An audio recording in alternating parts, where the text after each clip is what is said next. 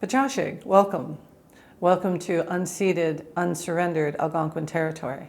Minik Minachin Dishnikos, Algonquin Boyer Lake and Dochipa. I was thinking about what to say today for Truth and Reconciliation. A couple of things came to mind. One is that when people say, what can we do for reconciliation? My answer is always, reconciliation is an outcome. It's not, you're missing a step. People are putting the cart before the horse. Unless we have truth, the truth of Indigenous history across Canada is normalized in our communities and in our families and in our cities and in our rural areas, there can be no reconciliation because people don't know what they're reconciling. Willie Littlechild was one of the commissioners for the Truth and Reconciliation, and I heard him speak one time. And he said, someone had asked him to speak, and they said, whatever you want to talk about. And he said, okay, I'll talk about treaty rights. And they said, oh, you're going to talk about your treaty rights? And he said, no, I'm going to talk about yours. Because it takes two to make a treaty. And what does that mean? So people need to realize that that you can't just have reconciliation. You can't just suddenly start doing these things that are going to be for reconciliation. It doesn't work that way. There needs to be a learning period. There needs to be that reciprocity. Indigenous paradigm is based on the relationship. Our whole reality is based on the relationship. That's how we see the world, is through relationships. And with relationships comes reciprocity. And so once the truth is out there and the truth is known and normalized and everybody is aware of it, reconciliation will happen organically. I have never met a person who, once they learned the history of Indigenous people in Canada and the genocidal policies that were created by the Canadian government, once they're aware of that, I have yet to meet someone who didn't say, what can I do? How do we fix this? How can I help? So I think learning and educating ourselves on that history. I think, I was going to tell you a story about light, which now I don't think I will. I'll save that for later. But suffice to know that every human being, every member of creation is born with a light inside of them. And if we see someone whose light is failing, we can share our light. And the beauty of that is that not only does their light burn brighter and stronger, so do ours. So if we remember that and treat everyone with the respect and cherish that light of life that is within everyone, then we're going to start having some truth. And as an outcome, we'll start to have reconciliation.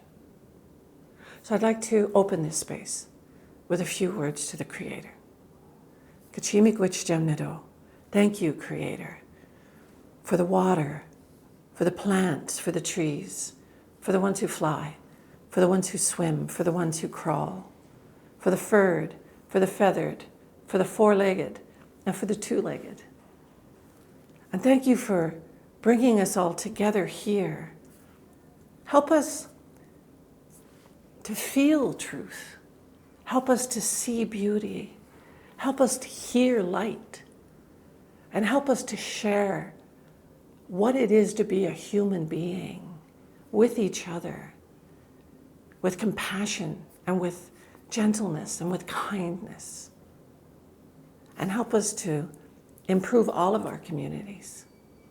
Kachimigwich, Kachimigwich, Kachimigwich, Kachimigwich. Thank you very much. I would like to recognize and acknowledge the gift of being on Anishinaabe territory, and specifically on unceded and unsurrendered Algonquin lands.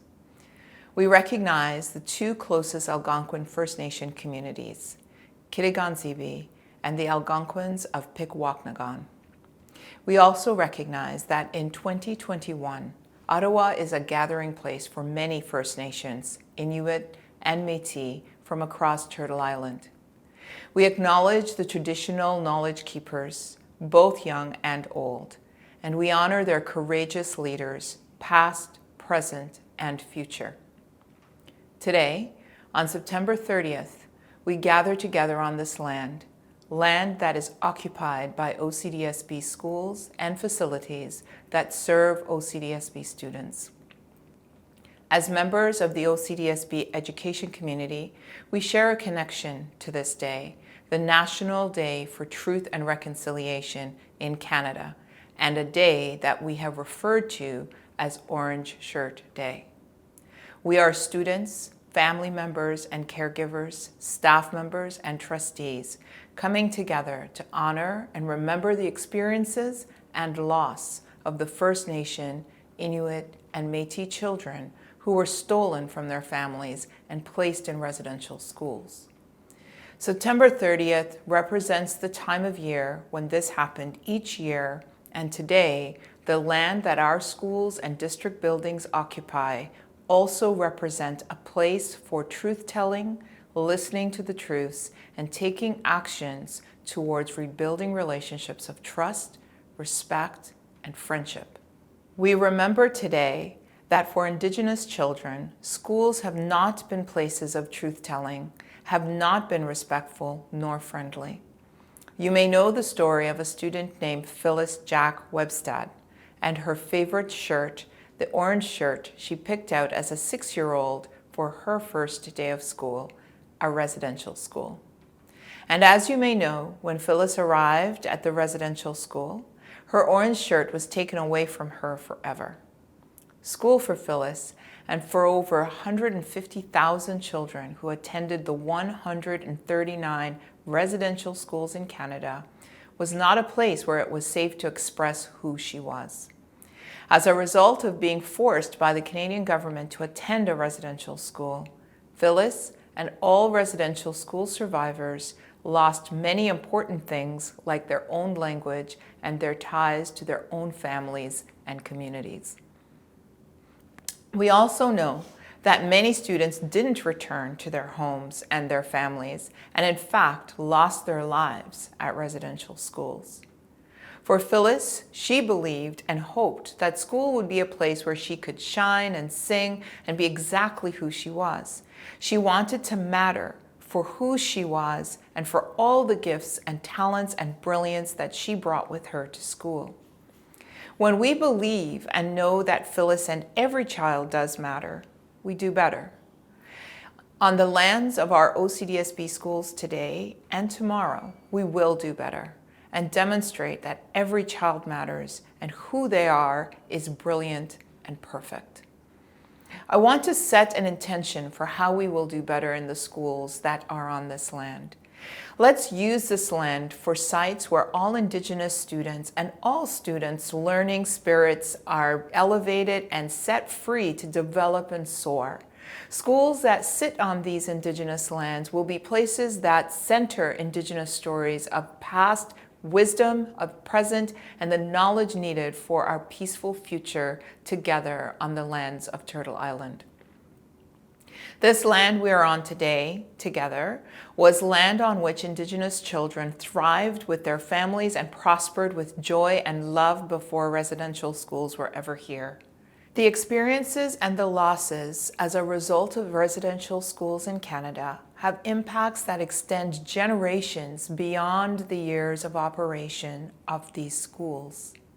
Despite hurt, pain, and trauma spanning multiple generations, this land remains the home to Indigenous brilliance, beauty, strength, joy, resistance, and community love.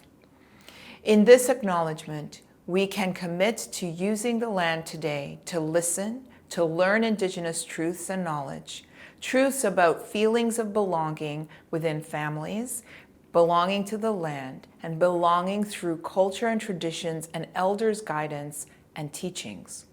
On these lands, students in the OCDSB will experience the wisdom found in Indigenous ways of knowing and teachings and learn how this can unite people from all cultures towards healing and also in the work ahead to nurture our collective humanity and prioritize the health of Mother Earth. In OCDSB schools, students will be recognized and valued for the sacred learning spirits that lives within each child. Lessons from Indigenous youth such as Kenzie can guide us forward on the path of relationship building with truth and trust for reconciliation when we listen to learn. In an essay contest entry, Kenzie, a grade 7 student, wrote about the importance of education by saying the following. Education is very important to me as it will help me reach my goal in becoming a fighter jet pilot. I am in grade 7 right now, and it will help me to graduate from high school and then university or college. Education will open many doors to more knowledge or opportunities, and it will teach me responsibility. The more education I have, the more opportunities will come. Education will get me one step closer to my dream. My dad has been trapping since he was 12, and he was brought up in the traditional way. He knows the trap line like the back of his hand. He also has skills that cannot be learned in the classroom. He has a different kind of degree. My dad learned different things and the different skills that are not recognized by a piece of paper. I am proud of my dad, and I'm learning from him.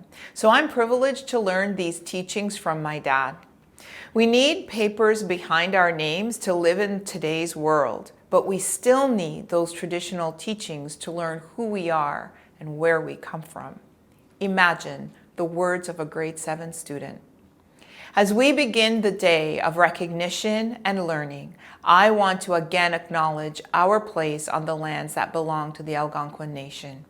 Please set an intention for the actions you will take so that OCDSB schools on this land will be sites that demonstrate the many ways that every child matters and every child will thrive in all experiences and outcomes as OCDSB students. Miigwech.